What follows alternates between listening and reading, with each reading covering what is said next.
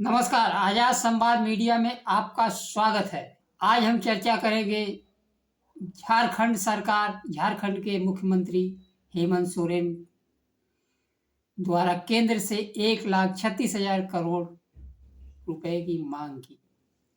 झारखंड के मुख्यमंत्री हेमंत सोरेन विधानसभा चुनाव के बाद मुख्यमंत्री का शपथ लेने के बाद ही झारखंड का बकाया 1,36,000 करोड़ राशि लेने के लिए केंद्र से निवेदन कर रहे हैं। झारखंड सरकार और केंद्र की मोदी सरकार इस मुद्दे पर आमने सामने है।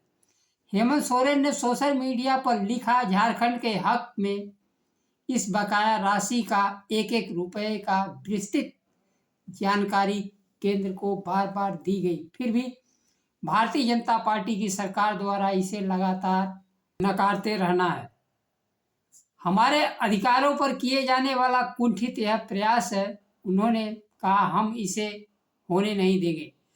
झारखंड भारतीय जनता पार्टी अगर इस मुद्दे पर झारखंडियों के साथ आवाज बुलंद नहीं करते हैं तो यह साफ माना जाएगा कि वो भी हकमारी के बराबर भागीदार है।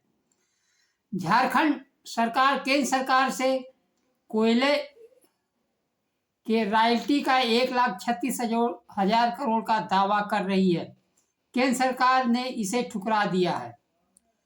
लोकसभा में बिहार से निर्दल सांसद पप्पू यादव ने बकाया पैसों का मुद्दा उठाया और पूछा कि केंद्र सरकार झारखंड का पैसा देने में देरी क्यों कर रही है।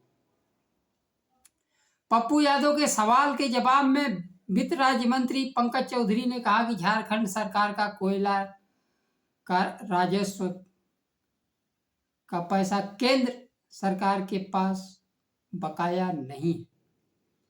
वित्त राज्य मंत्री के जवाब के बाद झारखंड सरकार केंद्र सरकार पर हमलावर है। झारखंड मुक्ति मोर्चा के प्रवक्ता ने भी कहा कि अब झारखंड की जमीन से रेलवे की होने वाली ढुलाई पर भी रॉयल्टी लिया जाएगा। एक तरफ राज्य सरकार ने बकाया को लेकर तथ्य और दस्तावेज केंद्र सरकार को दिए हैं, कानूनी कार्रवाई की बात भी कही। झारखंड मुक्ति मोर्चा द्वारा आंदोलन की भी बात कही जा रही है। वहीं भारतीय जनता पार्टी के नेता बाबूलाल 1,36,000 करोड़ के बकाया को हवाई बता रहे हैं। उन्होंने सोशल मीडिया पर लिखा कि यह झारखंड के मुख्यमंत्री की बात हवाई है। झारखंड के मुख्यमंत्री हेमंत सोरेन ने कहा कि झारखंडियों की मांग हवाई नहीं है। बाबूलाल जी, यह हमारे हक और मेहनत का पैसा है। आपका यह विरोध वाकई दुखद है।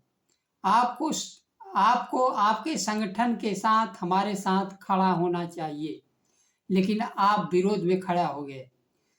झारखंड के कल्याण के लिए तथा कल्याणकारी योजनाओं को चलाने के लिए इस धन की महती जरूरत है। स्कूल, कॉलेज, विश्वविद्यालय, अस्पताल निर्माण और लोगों को रोजगार देने में मददगार होगा।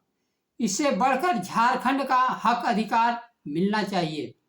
झारखंड में डबल इंजन की सरकार नहीं बनना। राज्य के मतदाताओं और आदिवासी मुख्यमंत्री को एक बार झूठे आरोप में जेल भेज चुकी केंद्र की भारतीय जनता पार्टी बकाया भुगतान न करके दोबारा दंडित कर रही है। भारतीय जनता पार्टी समानता और अधिकार के खिलाफ रही है। भारतीय जनता पार्टी के लोग हक अधिकार छीनकर कुछ पूंजीपतियों को की सारी संपत्ति सौंप देना चाहते हैं। अब यह झारखंड की लड़ाई आम जन के बीच डबल इंजन की सरकार न रहते हुए उनको वंचित होना पड़ेगा या केंद्र सरकार उनका रॉयल्टी दिलवाएगी। विधानसभा चुनाव में मुख्यमंत्री हेमंत सोरेन ने झारखंड की रॉयल्टी की मांग अपने विभिन्न मंचों से कई चुनावी सभाओं में संबोधित करते हुए प्रधानमंत्री से, गृह मंत्री से निवेदन करते हुए मांग की थी। लेकिन चुनाव के समय भारतीय जनता पार्टी हेमंत सोरेन के मांग पर चुप रही, क्योंकि उस समय उन्हें झारखंड के मतदाताओं की मत की जरूरत थी। जैसे ही चुनाव खत्म हुआ, वह इस बात से मुकर गई कि 1,36,000 करोड़ झारखंड का बकाया भी है। झारखंड चुनाव में भारतीय जनता पार्टी जहां बांग्लादेश, हिंदू मुस्लिम के मुद्दे पर केंद्रित रही, वहीं हेमंत सोरेन राज्य के विकास के लिए, दलितों आदिवासियों के भविष्य के लिए स्कूल, कॉलेज, शिक्षा, स्वास्थ्य के मुद्दे पर ध्यान केंद्रित रखा। उन्होंने हर जिले में एक एक डिग्री कॉलेज देने का वादा भी राज्य के मतदाताओं से किया था। इसके डिग्री कॉलेज के स्थापना, स्कूल कॉलेज के स्थापना के लिए आज झारखंड राज्य को धन की आवश्यकता है और केंद्र सरकार द्वारा डबल इंजन की सरकार नहीं होने के कारण झारखंड को सजा देने के तौर पर बकाया राशि से मुकर रही है। केंद्र की भारतीय जनता पार्टी सरकार जहां वन नेशन वन इलेक्शन की बात करती है, अभी तो बिहार में चुनाव आने वाला है, कम से कम वहां यह मुद्दा उठाया जा सकता है कि झारखंड का बकाया राशि दीजिए। जब 5-5 साल में चुनाव हो गए, एक बार होगा, तो ये तो पूरे देश के दलितों, पिछड़ों को रौंद देंगे। किसी मुद्दे पर न तो उन्हें नौकरी देंगे, न कुछ करेंगे।